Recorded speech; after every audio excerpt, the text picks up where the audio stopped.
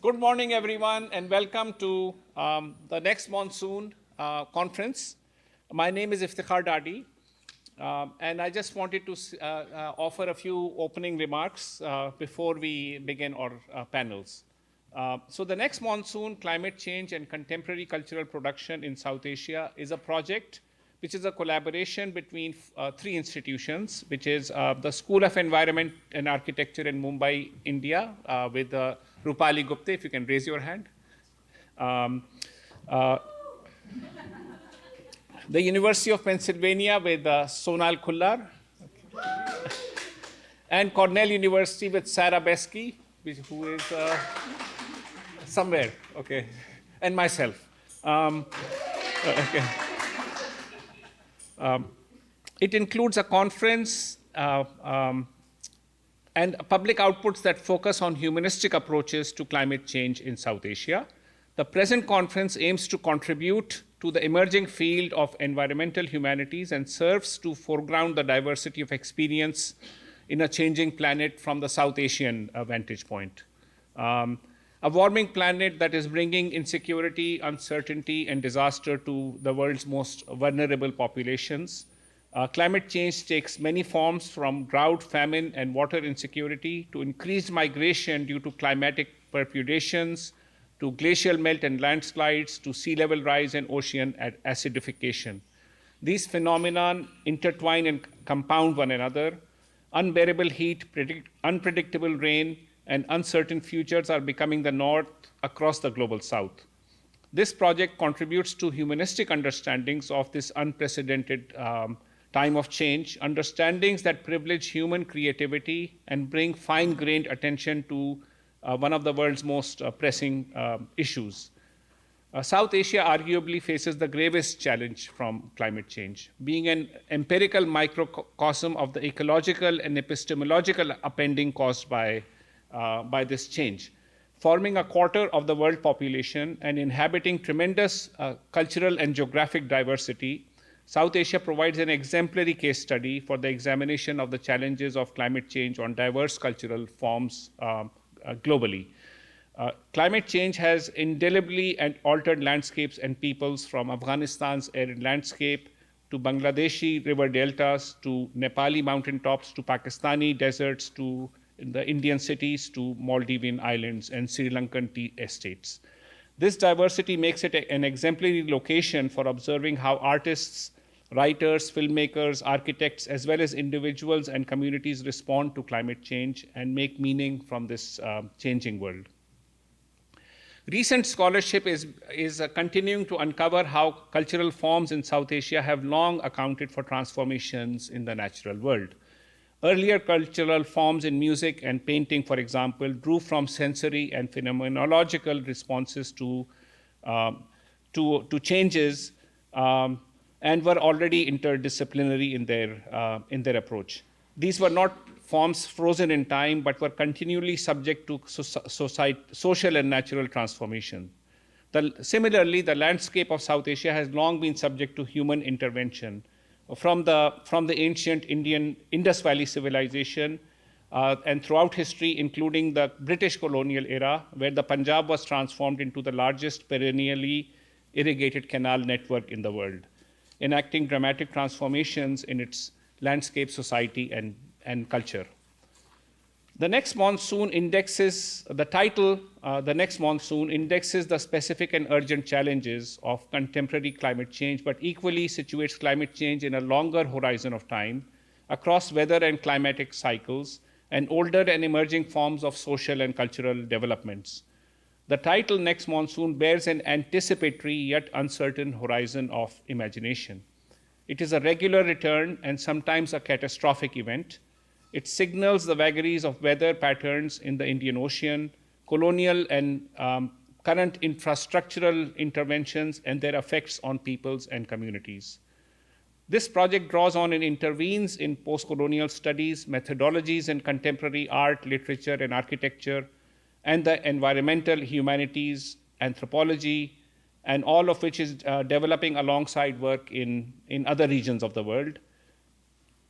The South Asia's rich history suggests that contemporary climate change, while dramatic and urgent, and certainly exacerbated by fossil fuel extraction and other extractive processes, can also nevertheless be understood both in historical depth and across a diversity of cultural forms.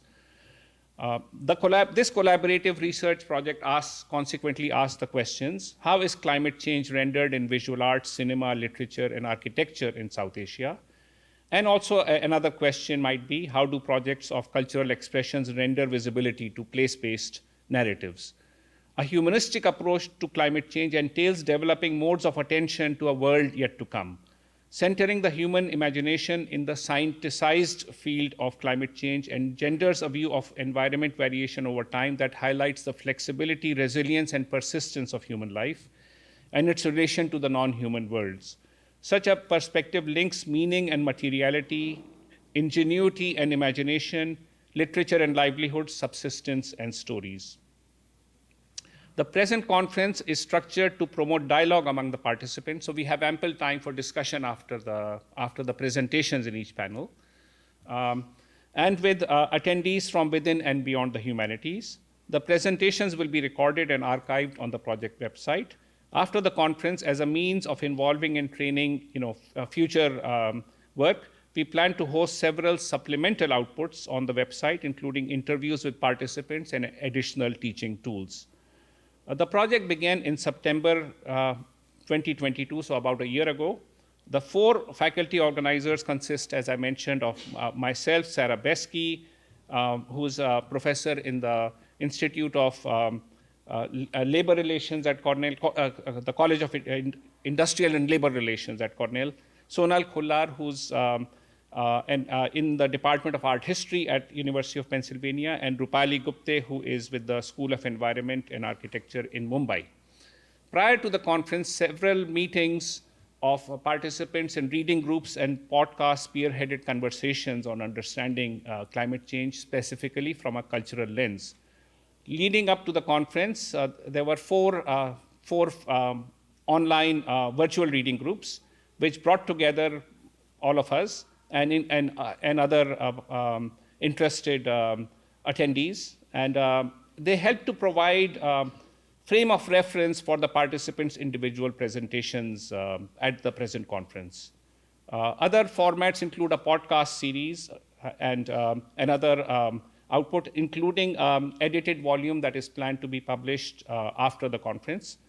We have our project staff is creating and maintaining a social media platform and a website. These are all intended to foster dissemination of results. So this project has been made possible primarily from a grant from the National Endowment for the Humanities and is supported by an additional grant from the Central New York Humanities Corridor. Our partners from the Central New York Humanities Corridor are Mona Bhan from Syracuse University, and Lerna Searle from University of Rochester. Okay, thank you. The conference is co-sponsored by the Johnson Museum of Art and its Stoikov Asian Art Lecture Fund, and also nominally co-sponsored by the Institute for Comparative Modernities at Cornell. I thank Johnson Museum Director Jessica Martinez, Director of Education Gemma Rodriguez, Chief Curator Ellen Averill, and Elizabeth Sagasi for their enthusiasm and cooperation. The South Asia program at Cornell University hosts this project. I thank SAP Director Sarah Besky for her continued support, and the graduate student staff assisting with all the complicated and involved logistics. These include Shavind Seni Viranthi, Phoebe Wagner, and Diksha Nasa. Can you raise your hands? Okay.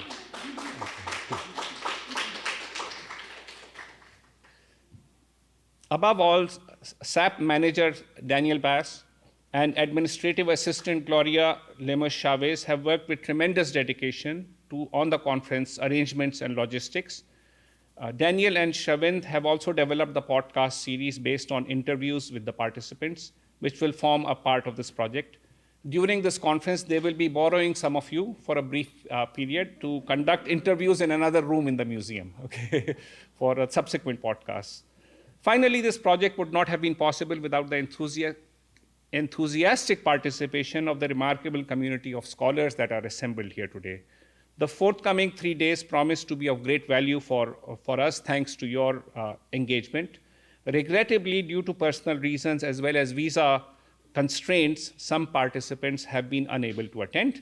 As a result, there will be a few presentations conducted via Zoom or as pre-recorded presentations. We also extend our gratitude to the discussants who have agreed to participate despite their demanding fall semester schedule. With this, I wanted to just a few housekeeping details. One is that the restrooms are, if you go out, then it is down the stairs on this side, okay? There's another restroom, but the museum asks us to use this one for some reason. I'm not sure why, okay? There will be lunch served after the first panel, and there are also coffee and other snacks available behind. So we will have 2 panels today, which is panel 1 and panel 2, the first before lunch and the second after lunch. The first panel is the discussant is Professor Kaya McGowan, whom I will ask now to take over. Thank you very much.